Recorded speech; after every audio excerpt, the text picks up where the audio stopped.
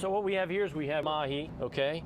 And we have some wonderful locally made white corn tortillas from El Molino. And then we have our slaw. We're gonna make a lime slaw. And these are our other ingredients. We have nice cilantro, green onions, jalapenos from my garden, limes from my lime tree, red pepper, mango, papaya, oranges, and lemon. You wanna get the process started? I think we go ahead and light the fires and kick the tires, right? There you go. All right, so first what we have to do in order to make these delicious is we have to marinate our mahi before we sear it off. Okay. So what I'm going to do is I'm going to juice a couple limes, and when you juice your lime, your lemons, limes, any kind of citrus fruit, what you want to do is you want to roll them. Okay. And the reason is so it releases all the juice inside, and you get the ultimate amount of juice. So that's what I'm doing here. Then we're just going to cut them. Squeeze that lime juice. Now limes generally, depending upon what kind of lime you have, does not have seeds, so I'm not holding my hand over it. Now I do have, I have Mexican limes and regular limes in my yard, and those Mexican limes, boy, I tell you what, they are something else. They have a lot of seeds and a lot of oil. Really? Yeah, very oily. So what I'm doing is just a little lime, cilantro. Now, before you use cilantro, always wash it thoroughly because it tends to collect a lot of dirt, sand, and you don't want that in your. And I already washed this off. You don't want that in your. Now, because we're in the South, I'm going to ask. When you say a lot of dirt, is it like collards? Yes. As dirty as a collard would be? Yes, yes. And that dirt kind of hides in there. So what we're doing is we're just chiffonading our cilantro. Okay, now we're gonna salt. You can be generous with the salt because if you look at the fillet's thick, okay? Okay. So you wanna just be generous. Because worst thing to have is bland food. We're gonna add a little pepper, fresh cracked pepper. We're gonna add a little extra virgin olive oil with that marinade, just a little bit. What that does is that'll counteract the acidity of the lime. We're just gonna, and you can see the lime, how it's attacking. I say attacking, it's actually cooking. So if I were to leave this in here, the acid would actually cook the fish. So instead of tasting this, I'm just gonna smell it. It needs a little bit more salt. You can tell that from smelling it? Oh yeah. Really? By the aromas. Okay. A little bit more salt. That looks nice. Stir it up a little bit. I'm gonna smell. Okay. I think we're almost good to go. I'm just gonna give a little squirt of lime, a little bit more. I do believe we need just a touch more cilantro. So I'm gonna, and you can, so with this, you can just chop the whole thing. Of course, you want to remove any big stems. Okay. But I'm, it's gonna be cooked, so a lot of it's just gonna flake away, fall away. All right, so there you go. A little bit more pepper, and I think we are set on the fish, on the nice mahi. So now we're just gonna let that sit out because it's not gonna be out very long. If I was cooking it, say in about an hour or so, right? Okay, I'd put it in the refrigerator. But we're gonna make a lime slaw, we're gonna make our tropical salsa, and then we're gonna go right cooking the fish, so it won't be out that long. This is our lime slaw, that's the next step. And the reason why you wanna do this is because you want the acid to get into the cabbage, and so marinate into the cabbage. And all this is it's very simple. It's just salt and lime juice, and a lot of lime juice. So we're just gonna squeeze these. And I always turn my lime inside out. Okay. See how much more juice you can get out of it? Yeah.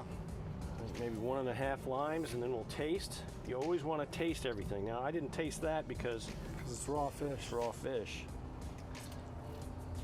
But I will, once it cooks a little bit more, I will taste the liquid to adjust the When you mean cook, you're talking about the chemical process that's actually going on right now. Yes. So this will marinate down. Okay. You want to try that? Yeah, please. Try that. Taste it now, and then we'll taste it just before it goes on the tacos, because that'll marinate down. That's good. I like that. Now what we're going to do is we're going to make our salsa. Start off with a red pepper. So what I did was I just seeded this, Okay. and I took out the little white pith part that was right there, and we're just going to... Is there a trick to that? Yeah. So what you do is you cut it in half, Yeah. pull that out, Oh, it's just a little MAN. huh? right, and then you just pull that out. Okay. The little rib. The little rib can sometimes be a little bitter. It's not necessarily an unwanted thing if that's what you're looking for. So now what I'm going to do is I'm going to just julienne this. That's a type of cut. It's a little thicker than a julienne, actually. I love More like a bâtonnet. Bâtonnet, huh? Good recovery. There you go. Now we're going to dice this up. Yeah, I had to recover from julienne to bâtonnet because for those of you out there that know your knife cuts, Yeah. I don't want somebody sitting back saying, that's not a julienne. You know, so I'm going to real quick take the mic off of Fred and just say, so it took me a minute to figure out, Alfred had to tell me this. Like those comments of people correcting you, embrace the haters on here because the YouTube algorithm doesn't know engagement, whether it's positive or negative. It just wants to see comments. So like if there's a comment on there and somebody's talking shit, then you let them talk. You let them talk. Let them talk. Because that algorithm doesn't care. It just sees that people are talking and engaging with the content. And it's like, oh, I like it. I like it. There's people talking. You learn something new every day. Yeah. Well, I'm learning a lot new right now. I'm learning a lot new, so. It's an experiment. All right, so we got our pepper. Now what we're going to do is we're going to dice up our mango. Now there's a seed that runs through the mango, and if you look at the fruit, it's shaped like this. You have a ridge on the sides. Well, that's where the seed is. So you have the most meat on this side and on this side. So what you're going to do is you're just going to cut that off, just like that. You're going to take your knife, and you want to run your knife right where it turns yellow, green to yellow. So you're just going to go boom, just like that, okay? But if you start at the butt end of your knife, you can do it all in one fell swoop. Done that a time or two, Fred? Just a time or two. So this is a recipe that I developed when I opened up a restaurant downtown back in 2002. We had a nice wood fire grill, and that fish on a wood fire grill. Oh man. Okay, so see how there's the seed. That's the side of the seed. See how much meat I got off of that? Yeah. Now here, you go here and you don't get a whole lot of meat. Got a little bit of the seed there. Huh. There you go. No waste. No waste, huh? Delicious. Now what we're going to do is we're going to dice this guy up.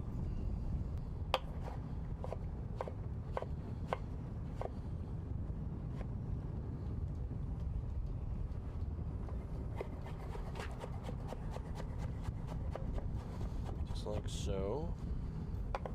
Now, you all probably know this already, but I needed mangoes for this project for today. Yeah. So I bought them, and they weren't right. And so all I did was just put them in a paper bag with bananas. Bananas, yeah. And they're perfect. Yeah. They give off that gas. You know, bananas are bad juju on a boat. Why is that? there's superstition. Oh. So the comment section, they're probably going in off saying absolutely no bananas. I've been out here cooking with bananas at least 3 times already. The superstition behind it, there's different things. One, because how quick bananas ripe, it forced the crew to push their chances and sail and take more risk in order to get the payload there quicker. The other thing was, like you said, is the bananas will give off that gas, and that gas eventually can be flammable down below. I didn't know that. I know. That's crazy. But a lot of it was because that they would find the bananas floating at a shipwreck. So they're like, you know, uneducated people are like, ooh, I see a banana. But I don't see the ship. So the bananas brought the ship down. Right. Oh, right. That's crazy. That's crazy.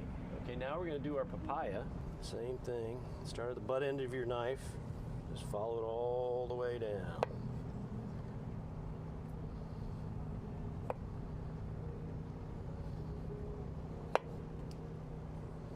So when I was a gourmet chef, I was on my internship at the Washington Hilton in DC, and Chef John Lunny, I was 18 years old. I'd go in at 4 o'clock in the morning to cook breakfast, and I'd start to leave at 2 in the afternoon. And he'd say to me, he'd say, "Where are you going, Fred?" I said, "Well, Chef, I'm going home." He's like, "No, you're not." I'm like, "I'm not, Chef?" He said, "No." He said, "You're going into the gourmet department, which is all cold food cooking." Yeah. I'd say, "Okay, what am I doing in there, Chef?" He said, "Well, you see these 3 pallets of fruit, pineapple, cantaloupe, and honeydew? You're going to peel them, seed them, and slice them." I said, "Well, Chef, I've never done that before." He said, "Well, I figured that as much. I'm going to show you how to do it.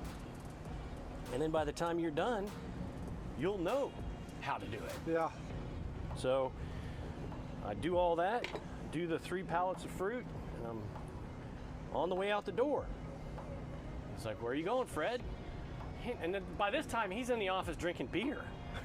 I'm like, he says, "Where are you going, Fred?" I said, "Well, I'm going home, Chef. I've finished all the fruit." Yeah. He said, "No, you're not going home." "Oh, I'm not?" "No. Where am I going, Chef?" Yeah. "You're going into the butcher department." "Okay, what am I doing in the butcher department?" "You see these 32 cases of chicken?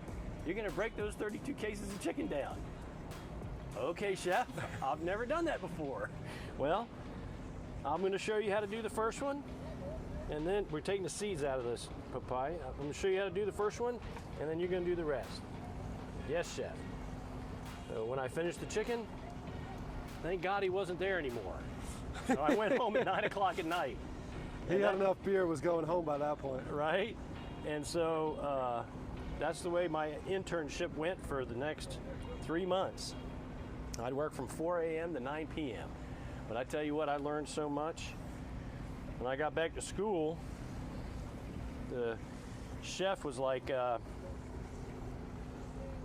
going to have a lesson in breaking down chicken." Well, that's one thing I knew about. So he broke down the chicken, and I looked at my classmates. I said, "That ain't the way you break down the chicken." So I broke down the chicken. Well, the chef didn't like it, so he gave me a D. Really? Yeah, because I showed him up. So you remove the seeds from the papaya, and you do the exact same thing.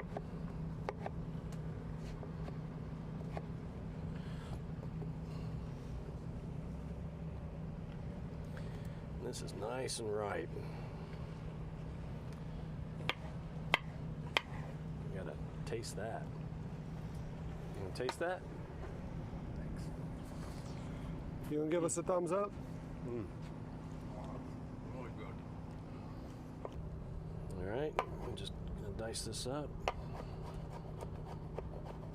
Finished chopping our papaya. This is some fresh mint from my garden.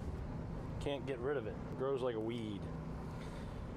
And I like to add mint to different marinades, not just for fish, but also like when I make a pesto or a chimichurri or Right. something of that nature, I always add a little mint. It's nice, it's refreshing, adds a little bit of sweetness. All right, now we're going to chop up our cilantro. Now this, I'm going to remove some of the stems, like the big ones. All right, so you just bunch it up like that, have your fingers like that, and you're just going to chiffonade it. Chiffonade is just as you can see, it's a thin slice.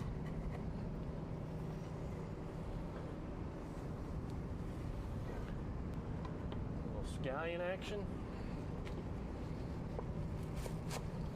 I always cut the tops off just cause, and they're always damaged.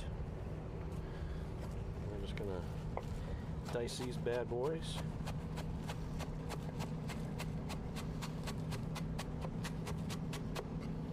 Don't want too much onion. So next I'm gonna chop up a jalapeno. And those of you that have chopped up a jalapeno and touched something after you've chopped that jalapeno up, you know you better wear gloves chopping that jalapeno up. Now having been a non-lethal weapons instructor for the Army, when you say touch something, I'm pretty sure I know what you're talking about. Your face, maybe, Well, or some private part. Yeah. You don't want to. You don't, because that jalapeno will tear you up. Yeah. So have you taken the chip challenge? The one chip challenge? No, I have not done that. Okay, so my daughter was visiting from San Diego Okay. with her husband and my grandchild, her son, and she brought that one chip challenge and said, "Dad, you have to try this." I'm like, I'm not trying that daggone thing. And so Gabe, her husband, ate the whole chip, and I did it. I succumbed to the pressure. I just ate just a little bit. I was in the sink, like retching with hot, cold water running through my mouth, Yeah. trying to drink that because it was so hot. And I just ate a little bit. He ate the whole thing. He almost passed out. I will say, like stuff like that, you put wet wipes in the fridge. Yeah, right. So here's the thing about jalapenos. When you use jalapenos, you want to remove the seeds because that's the majority of your capsaicin is. Remove the seeds. Otherwise, like the first time I made this in 2002, I left the seeds in thinking I wanted it spicy. Well, it was spicy. It was delicious. But the next day, I went to eat it and I couldn't eat it because it was too spicy. I'm like, why is this? So I did a little bit of research and found out it was the seeds. So you want to remove the seeds, and all you do is just pick them out just like that, shake it, and there you go. Yeah, one of our biggest sellers on the sausage line is the jalapeno cheddar. Oh, okay. It's the jalapeno cheddar we sell. We've got two different variations. One we sell probably 300 pounds. Well, both of them we sell about 300 pounds a week, each variation. Wow. But the first line we didn't de-seed the jalapeno. Uh-huh. And like you said, like people who enjoy heat enjoyed it, and people who don't enjoy heat did not. Did not enjoy it, man. No. Because it just gets hot. It continually gets hotter. Yeah, it's just not cool.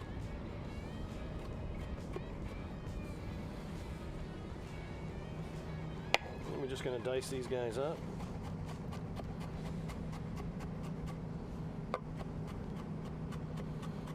Yeah, one time I diced up jalapenos and I forgot to put gloves on, and I touched my eye. Boy, I tell you what, that was painful. Yeah. We're just going to throw these in there like so. Yeah, as a non-lethal weapons instructor, Right. we got maced and tased frequently. Like on purpose? Yes, it's part of like training and Wow. instruction and stuff like that. The mace is more so to show you can fight through it and stuff, but it's also to show like there's a couple different things that play with mace. One, if you mace somebody, chances are you're getting maced too. Like you're going to get cross-contaminated with the mace. Oh. So like it's one to show you like when that happens, you can stay in the fight. Right. And then two, it's also to show them that like you're not actually incapacitating the person when you mace them. What are you Like doing? you're just taking away their sight. Oh, so they can still come at you. Oh yeah, yeah. So it's like, you know, there's still the ability to fight through. And when you're talking about some people who've been maced, they've probably been maced before. So like to them, it's like, oh, this again. That's crazy. So what we're doing is we're adding a little lime juice, lemon juice, and a little bit of orange juice to this. Now for our lemons. And you see I'm holding my hand underneath the lemon To grab all that seed. grab huh? all the seeds so we don't hurt our teeth. Nobody wants to eat that stuff. No. Okay. Next, what we're going to do, we're going to add a little salt.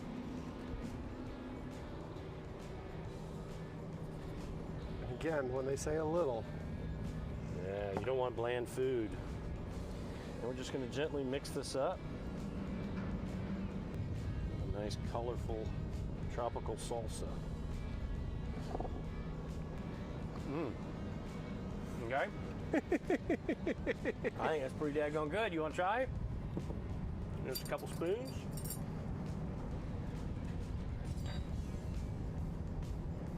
You always want to taste your food before you give it to somebody else. yeah,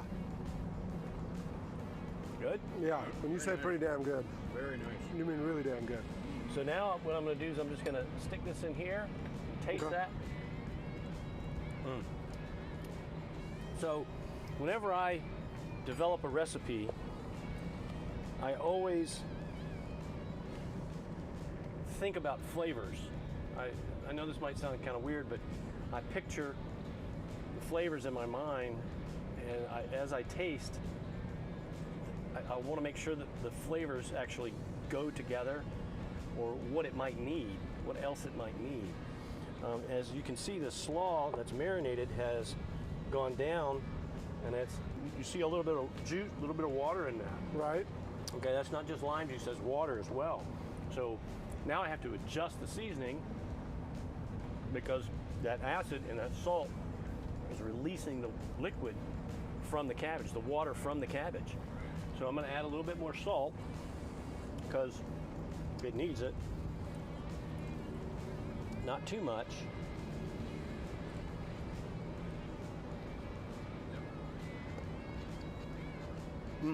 Okay, we're good. We are good. Now what we're going to do, we have our tropical salsa made. We have our lime slaw. Our fish is marinated, and we have our corn tortillas. So we're going to heat up. We're going to cook our fish, heat up our corn tortillas, and we'll have going to do a little lime garnish for them. All right, what we're going to do is we're going to take our mahi. You see how it's the acid in the lime juice has cooked it somewhat. Now, if I were to keep turning it and let it marinate overnight, that mahi would be cooked through a chemical reaction with the acid. Does that make sense? It does. Okay. I mean, again, cooking itself is just a chemical reaction. Yes, sir. You're adding heat, Yes. You're absolutely right. you know, so it's just a different chemical reaction than most people are used to. That's right. So here we go. Going into the kitchen. Listen to that. That's what you want to hear. Whenever you're sauteing or searing anything, that's exactly what you want to hear. That means that you're going to get nice color. You're searing the meat, so you're adding color is flavor. Because when you add color to meat, what you're doing is you're searing the natural sugars in that product.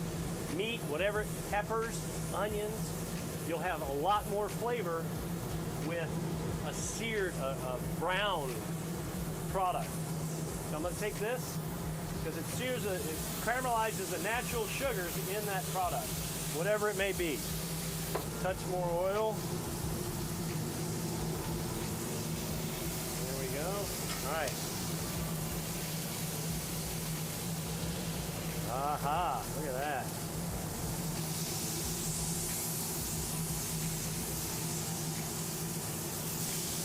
That's what you want. That's what you want to see. Look at that. This one, not so much. That's good, but that's better. That's caramelization of the natural sugars in that fish means it'll be twice as flavorful as no color at all. So in a restaurant, if a steak comes to you and it's gray, there's not going to be any flavor. But if it's charred on the outside, you're going to have a lot more flavor. So we're going to go ahead and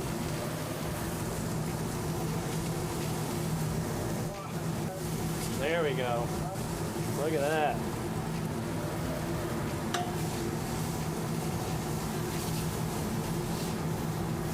Now we're going to heat our little tortillas up.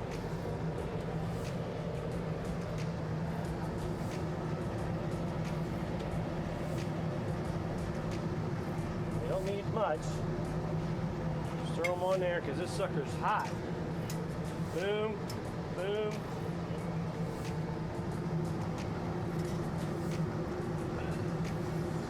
That one's Derek's. That looks like mine.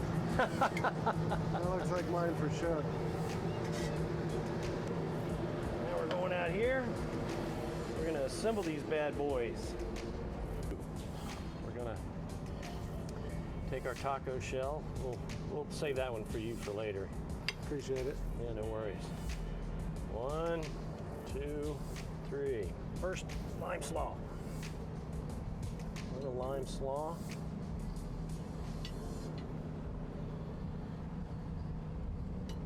So the lime slaw is not only for flavor, but also for crunch. So whenever you're cooking, you always want to think texture as well. Just not flavor, but texture. Because texture increases the experience of what you're eating. And also, I always tell my line cooks, when I interview them, I always ask them, what do you eat with first? Your eyes. Wrong. Your nose. Your nose. When you're walking into that restaurant, Oh, you're right. the hood system's pouring those flavors out. Yeah. If it smells good, good chances it's going to be good. Yeah, you're right. Then you eat with your eyes. If you walk in somewhere and the grease trap needs to be emptied or they just emptied it, you're walking out. Exactly. Exactly. Yeah. So then you eat with your ears and your eyes. Lastly is So when you say taste ears, buds. So is like it you go hearing to the sizzle? Yeah, sizzle. Exactly. Exactly. Okay. So there we go. Those are our Mahi Tacos with tropical salsa and lime slaw. And I'm just going to take just a little bit. You see, just what that does is kick it up a notch. Yeah. Boom. Let's see. All right, come get you one. Let's see. That's awesome. More Fred for sure. What a great summer dish. And you saw how simple it was. You can do mahi, you can do swordfish, any type of fish. And during the summertime, don't fry it. In the wintertime, you can do fried flounder, fried cod, whatever you want to do. But nothing better on a boat. No. Seared Mahi taco. And like I said, wood fire grill that sucker. Wow. Delicious. Thank you all for having me. No, thank you, Appreciate it. Fred. Thank you.